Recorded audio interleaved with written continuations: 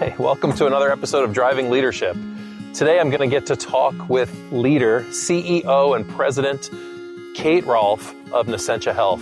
We're at the beautiful Beeches Manor today in Rome, New York, and I can't wait for this conversation. Kate is a dynamic leader, and she's going to share about the mission of Nascentia Health as well as her leadership path.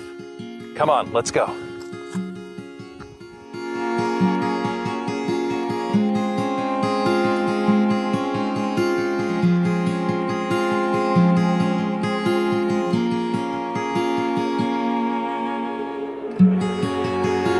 Kate, thank you for this time. I really appreciate it. And thank you for hosting us here at the Beeches Manor. This is just a stunning facility. And I know we'll get a chance to walk around a little bit. But can you speak a little bit about how you're utilizing this in your organization? Well, we bought the Beeches Manor property. It was called the Beeches, and it had 52 acres. We purchased it from the DeStito family. There was a motel on the campus here, some office buildings, as well as this manor house. It's a restaurant and an event venue. So but it had been closed for 3 years. So we got some funding and did some investment into the building and worked on this first. Our overall vision is to turn the campus into housing for 55 and over. Really more a retirement community, active aging. You know, our thought is maybe like a Margaritaville of the North, a place people enjoy being. Perhaps they may have a place that they go to in the winter, but they have this place the other half of the year. Or, year-round, we're trying to make sure that there's going to be activities and events and things. In the summer we'll have pool and pickleball and that type of thing with some golf cart paths to get around.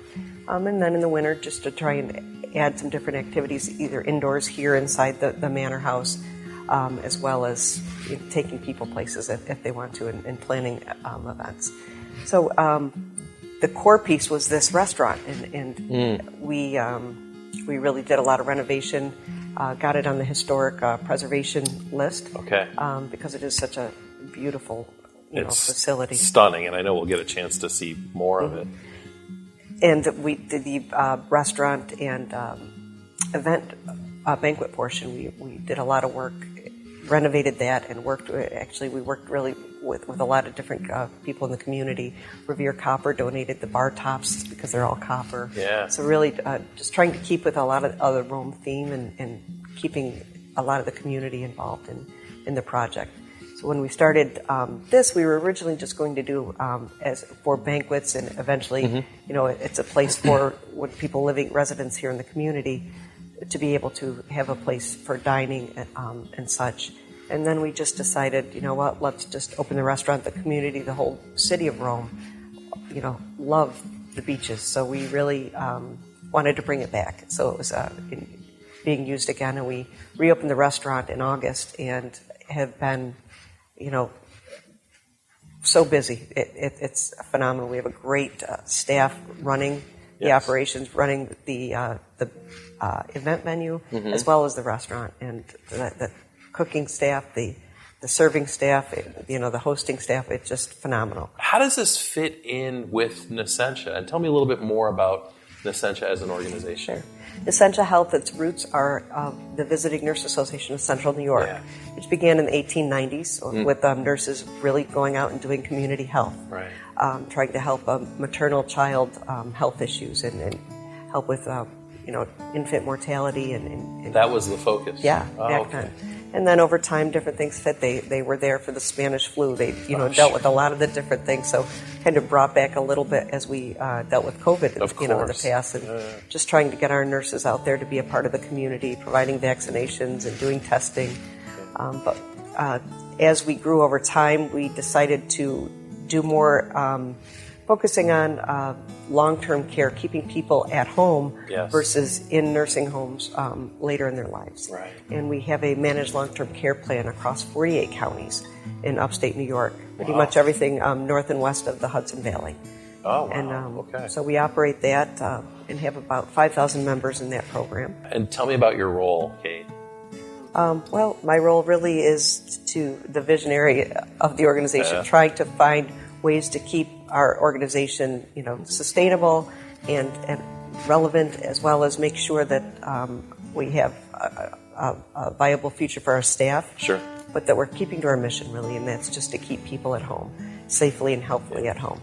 Yeah. And then this piece was really give people a home, and as they get age in Absolutely. life, a safe place where they can, age in place. To be a visionary, there must be something that, motivates you, moves you, drives you. What is that for you as a leader? When you hear some of the stories of people that have, been very sick, weren't able to come home, weren't able to get out of the hospital, and you can see what you do to give people more independence, make them feel, I can do this at home.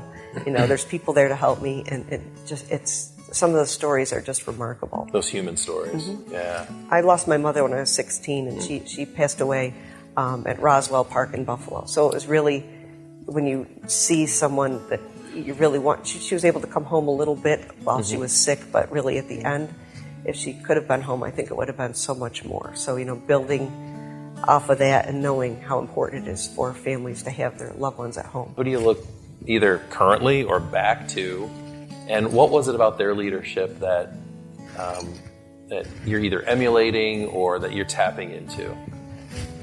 All through your career, you always have leaders, there's the good and the bad things that you pick up on, and something never to do, something to do. Yes. And I've seen just from not necessarily even people that were in known leadership positions, but just in their roles as nurses, doing that little bit of extra above and beyond, and just having that empathy and compassion to relate and understand the people around them. Yeah. And I just really, think our organization encompasses that. That's the heart of who we are, is, just making sure that we're understanding that you never understand what a person's going through when a loved one's passing away. Sure. Or when they're struggling or going through that, because everyone sees something differently. Yeah. But you have a deep understanding that, that they are going through something very traumatic in their own way, and really need the support in a way that you're there to help them, but you're not there to take over for them. Absolutely. It wasn't until, I don't know, maybe mid-COVID, it's almost difficult to understand that timeline now that we're past it. But I for the first time, I had heard the term empathy and compassion fatigue. Mm-hmm. And I heard this coming out of the medical field, nursing specifically, that they were fatigued. Right, and understandable, right? There's a capacity. What do healthcare professionals do and leaders to stay as recharged and as refreshed as possible? Because it has to be a very draining, energetically draining role. What do you see being done, and what do you do personally to stay recharged and energized? We try to really have moments of laughter, at times where you can just have to step back and say, in the midst of all of this, there has to be something to just make you relax and feel more human again, not so just like you're on. Way. Yeah. We love to experience that whenever we can. We also just like to celebrate the good moments. We have next week is our employee annual celebration. We try and get all our employees together and have a big celebration with a nice dinner, and our restaurant here is going to be closed. All the staff, we want to have as many people there. I mean, obviously, being in healthcare, we have nursing staff and home health aid staff out in the community that may not be able to make it, but we try to get as many as possible, and we try and do a lot of that. Even throughout the year, recognizing people for those little extra things and those stories. When our clinicians can come back with a really wonderful story, I love to share those with our board of directors so they know this is why you do this, and this is why we all do this, because of these things that come back to us and we can hear. So how did you find your way into this role? I think I started my journey in healthcare back in, I want to say, the early 90s. Okay. And it was just working at an insurance company doing medical claims. Then I transitioned into a medical office as an office manager right here in Rome. Worked there for about 5 years, and then went into a role in a nursing home in human resources. in Utica. Okay. And then from there, an opportunity came up to be the director of one of their programs, which was a managed long-term care plan, which is what we're doing now. It's keeping people at home.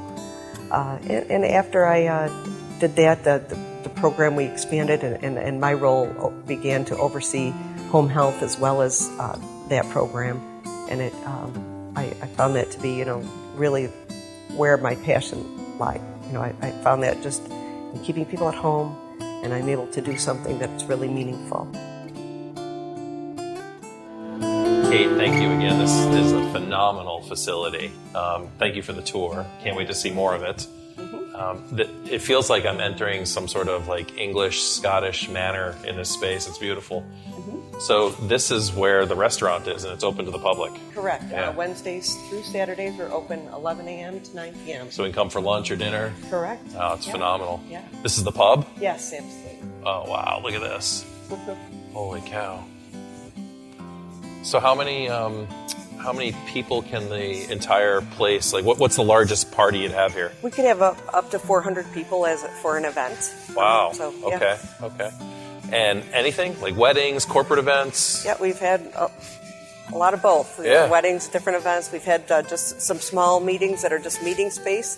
Okay. As well as we've had a wedding over 400 people. So. And then I know, we'll see it probably later, there's a little bridal room. So this is the bridal suite. Yes. Oh my gosh. Yep. Oh, look how beautiful this is. Oh, and a cool, little space to get makeup and hair done and whatever, right? A little bathroom off of it, yeah. That's cool. Yeah. What is this? Dining space? Yes, this is a dining space or the banquet space. So okay. So this could be closed off for a specific event, correct. Or this is open at lunch and dinner? Yes. Yeah, okay. And sometimes if this isn't used for a banquet area, we'll use the one of the other area rooms for the restaurant piece. So sure. It gives us a little flexibility to utilize different spaces. So Kate, this isn't the only work you do. No, how do you fit all this in? This was really just that, kind of a little fun thing to add to a bigger project. This isn't a little. This is a big project. Well, Nascentia Health is about a $390 million healthcare organization. So this is. Oh my gosh. This is just the fun hospitality piece. And really, healthcare and hospitality work hand in hand because you want to have. What does your real day job look like? Because this isn't it. No, this isn't. I have great people that really do a lot of this. My day job is really focusing on home and community-based healthcare, trying to make sure that our operations and our organization can have, working with the legislatures, working on laws, trying to make sure that we find other revenue streams, looking into new programs that can help benefit our organization more and that can help support the community. So tell me about your team. Like, who reports to you and what do they do day in, day out? I have a great team. I bet you do. Yeah. Our Chief Operating Officer, Cheryl Manna, part of her role is overseeing this. So okay. She's I've known Cheryl for, over 20 years. I hate to say age us, but Andrea Lazaric-Lequay is our Chief Clinical Officer, and she really oversees all of our clinical programs, our nursing, our home care side. We have Joe Twardy, and he works out of our Latham office, but he is he's the president of our health plans because we also have a Medicare division and our managed long-term care plan and our chief administrative officer. Yeah, I actually know Joe. I got to meet him last year as 2 years ago, as some of your staff were in one of our programs. So I got to meet Joe. Oh, yes. Yeah, great guy. Yeah, and then we have June Castles, our chief financial officer. Okay. We also have Tammy Lindsay as our chief of staff and our executive vice president of our strategic operations, and Janet Billington is our chief compliance officer. So really this was the premise on all of this is to be an aging in place community here, where we're going to have 55 and over. We'll have the motel, which will be apartments. We're also going to have the duplexes.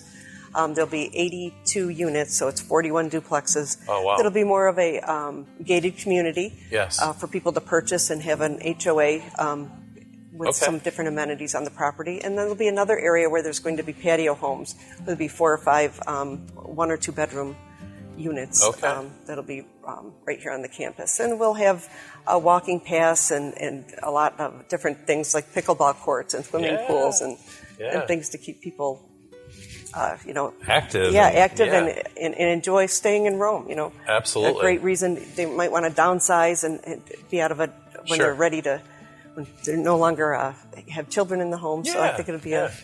a nice way to keep community and Absolutely. keep people engaged. So I love that mission of having people kind of age in place, stay home.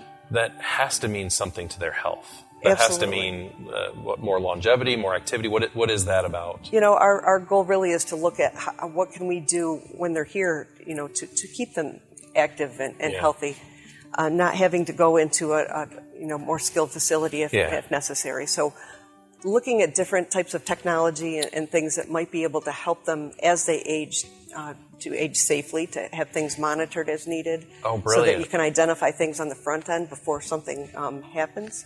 So technology that incorporates health, not Yes. just technology for information Correct, or for yeah. entertainment. There's but- mirrors that take your daily temperature and can monitor your blood pressure. The Wow. amazing things that are out there that we really Yeah. plan to integrate. It'll be a really wonderful. and so to have a touch. much more proactive approach to people aging in place. Correct, yeah. That's cool. Kate, thank you so much. I really Yeah, appreciate thank this you. conversation with you. Yeah, I appreciate it. Thank having you. Here. Thank you so much. Yeah.